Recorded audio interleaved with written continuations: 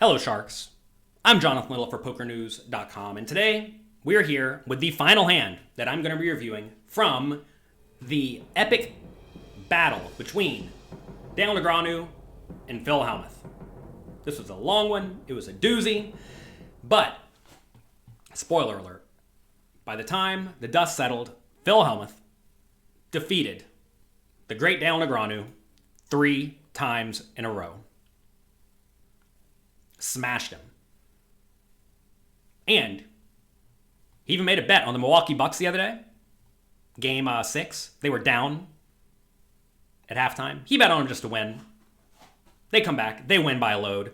Is Phil Hellmuth the sharpest person in the world? If you know someone sharper than Phil Hellmuth, write their name in the comment section. We need to know who the sharp people are out there so we can follow them. All right, Phil Hellmuth, you all know him. 15 World Series of Poker bracelets. More than anybody, by a mile. Daniel Negreanu only has 6. He did win a big high roller tournament at the PokerGO studio just the other day. So we finally got a heads-up win in the PokerGO studio. Let's take a look at this hand. We're playing 1,000, 2,000. Phil Hellmuth limps, playing effectively, how deep are we here? 31 big blinds deep with a 6-5 offsuit. I'd probably just raise this up, but whatever. Phil Hellmuth likes to limp. And Negreanu checks. Flop comes 9-4-3. Negreanu checks. Phil Hellmuth with his open-ended straight draw clearly bets. Oh, never mind. He doesn't. He checks it back. Okay, Phil. I have a quiz I would like you to go take. Head over right now to pokercoaching.com/drawsquiz and take this quiz. With draws that lack showdown value, that can also call if you get raised, you should basically always bet. So, if we bet here for 2,000 chips into the 4,000 pot, and Negreanu raises to 6 or 8, can we call? 6 or 8 out of the 61,000 in a stack. The answer is definitely yes, right? So given we don't really fear getting check raised, and we also don't really care if he folds out, whatever. I mean, give him any 2 overcards. This is a spot where we definitely want to bet.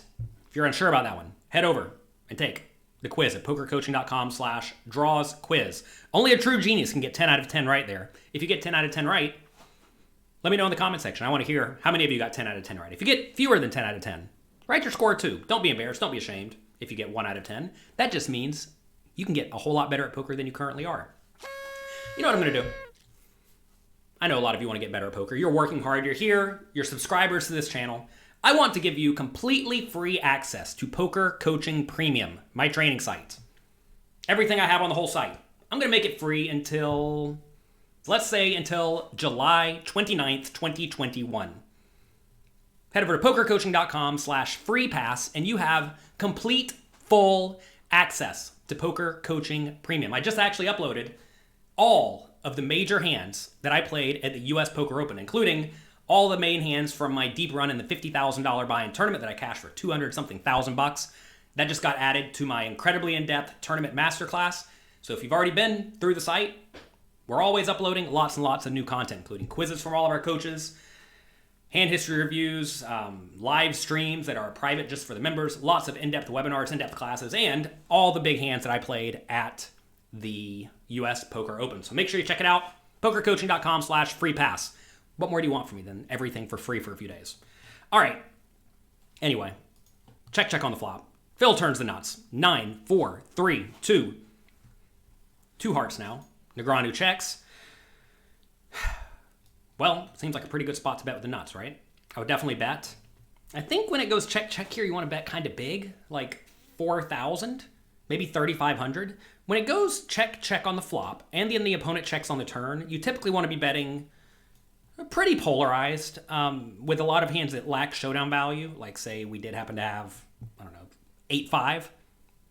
It's a hand that I would probably bet on the flop. I mean, I'm betting a lot of hands on the flop. But say we did have 8-5 here or 8-6. I think those are pretty good hands to bluff. And you also want to be betting with your hands that are very likely good. So a hand like a 9, if you did check back a 9 for sure. If you had a hand like pocket 8s, you probably want to be betting that one big.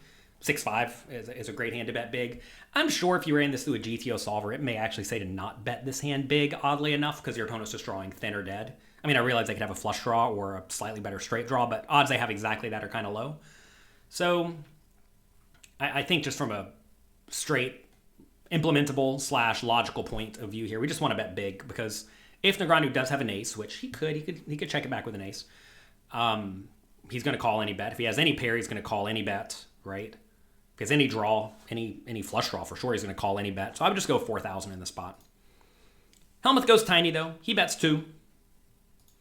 Negreanu calls. River's a 3 of hearts, putting 3 hearts and 2 threes. 3 hearts and 2 threes. It's a bit of a tongue twister. Negreanu checks. Seems like an easy spot to bet river. And Helmuth's shoes, I would, again, bet pretty big. If Negreanu does have a 9 or a pair, he probably doesn't have a ton of pair, like pocket pairs. He has a 9, though, he's always going to call. If he has a 4, he's always going to call. If he has a 3, he's always going to call. He may find a fold with a 2. He may call with ace high. I'm not exactly sure what he's going to be doing in this situation, but I would definitely bet big here. Helmuth goes 2,000 again. So the thing is here, whenever you're looking at this bet, presuming we have the best hand every time, which I realize we could randomly be beat, but we're probably not. When you bet 8,000, that bet needs to get called 25% as often as a 2,000 bet in order to be equally profitable. It's a bit of rough math. I'm sure some math genius out there is going to talk about what happens when we get check raised. But in this scenario, I can pretty much guarantee you that if Negreanu's sitting here with like random queen high, he's going to fold to any bet, right? And I can also guarantee if he has a 3 or a 9, he's going to call any bet. And remember the range I just listed that he would very likely call with? It'd be a 9, a 3, a 4, or maybe ace high, or a 2, right? So this is a spot where the range Negreanu is going to have is going to call any reasonable bet. So you'd rather just make a bigger bet and get called by a much more reasonable range, by that same range, or roughly that same range, right? And if your opponent does start folding out the aces or the 2s, that may make up, I don't know, half of the range, 60% of the range, but not 75% of the range. So I think betting 2,000 here just leaves a little bit of money on the table. Now, I will say, one really good reason to bet small is that it may induce a bluff. Imagine we knew Negreanu would frequently check raise over a small minimum bet on the river, but he would always call or fold against a bigger bet. Well, then the question becomes, does Negreanu have a lot of hands that need to bluff on the river? He could, given the way this hand's played out, like almost no money's gone into the pot. So I suppose he could have a few bluffs in this scenario. So if Negreanu will turn some hands into a bluff, then maybe this bet's fine. You really do need to be inducing bluffs from a decent chunk of hands in order to justify this scope, because Negreanu's not always going to bluff, and you're also just losing a lot of value when Negreanu does happen to have like a 4 or a 9 that he decides to call with. Maybe Negreanu decides to value raise some worse hands, like all 3s. That's it, I don't think a 3 is all that likely, or all 9s. I think he may put in a raise with a 9, but maybe not against Helmuth. Anyway, let's see what happens. Woohoo! Negreanu check raises the 2,000 bet to 15,000. Okay. Is the old man speeding? Or does he just have it?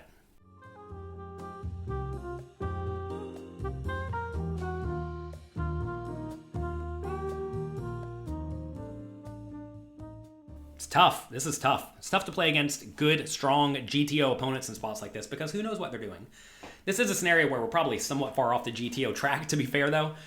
If I had to guess, Negreanu's going to show up here with a lot of hands that block the flush and a lot of hands that block the straight as bluffs.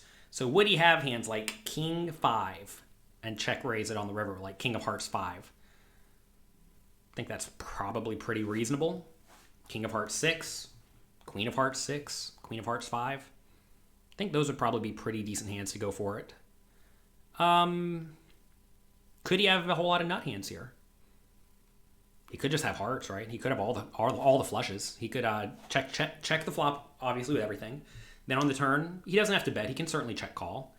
And then on the river, he would definitely check to give Helmuth every opportunity to bluff. So yeah, he could definitely have all the flushes. Would he ever do this with a 3? I think he probably would. 3s are almost certainly good here, especially given the way Helmuth played this hand. So the fact that we beat 3s, and I think Negreanu will find an adequate amount of bluffs here, I think this is just a call. Look, I'm not going around folding straights. You all know me. I don't fold good hands. Interesting spot, though, where notice that when Negreanu check raises, it puts Helmuth in a miserable spot with basically everything, right? And you should be looking for spots to do this to your opponent. I don't know if Negreanu has the nuts or not yet, but if he doesn't, if he has a bluff, I like the bluff. I mean, he's going to get called here, I have to presume.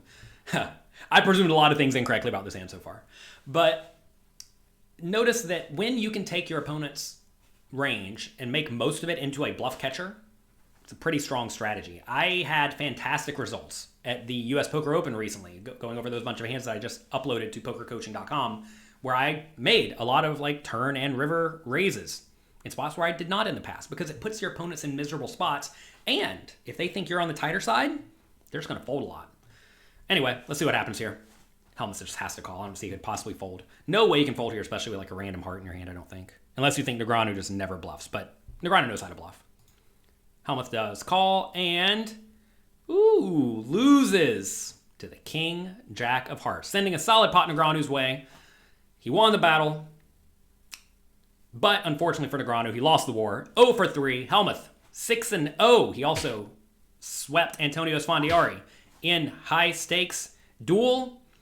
He keeps the crown, and he's going to get to continue playing on. So that's going to be it for today. If you enjoyed this video, click like, subscribe, and the notification buttons below. There's 3 of them. Click, click, click. I would appreciate it. And also, look, we decided to give you 2 full days of Poker Coaching Premium for free. No strings attached, no credit card required. You do have to enter your email address so that I can send you your login information, okay? I'm sure there are going to be people who say, it's not free, you get my email. Well, you'll be okay. Head over to pokercoaching.com/free pass. The whole site's yours for 2 days. Make good use of it. Talk to you next time. Good luck. Have fun.